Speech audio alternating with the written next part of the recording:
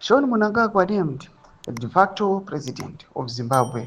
War veterans allege parallel power structures. Sandabana mashoko ayo anoshamisa vanhu awa panguva ino akuonekwa kunzi aiwa the Mnangagwa dynasty panguva ino aiwa inenge yakudominata. Ndakuti zvinoda nyika ndosubscribe like on the bell kuti muna Zimbabwe audanyora chiti. In a dramatic escalation of Zimbabwe's internal political strife, a war veterans group is alleged that Major John Mnangagwa, son of President Emerson Mnangagwa, has been appointed as the de facto president of Zimbabwe, bypassing constitutional protocol and sidelining the incumbent vice president Constantino Chiwenga.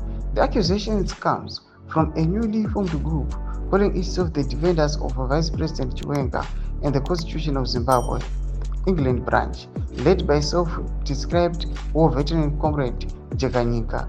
In a press release issued 6 April in Luton, England, the group claims that John Mnangagwa's rise is part of a broader parallel state orchestrated by First Lady Auxilia Mnangagwa and powerful business magnate Kudakwashe Tagwirei. According to the document, John Mnangagwa is now effectively controlling the affairs of the state through covert military and intelligence appointments. Despite having no constitutional authority, the Zimbabwe National Army must designate Major John Mnangagwa a terrorist because he has a plan to attack critical infrastructure in order to put blame on a group of war veterans who are fighting against corruption, the group's statement reads.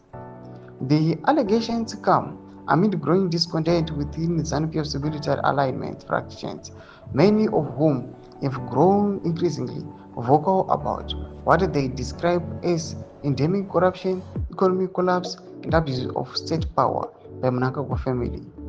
The press release also alleges that President Mnangagwa, said to be a deteriorating health, is being manipulated by those close to him, including his wife and son.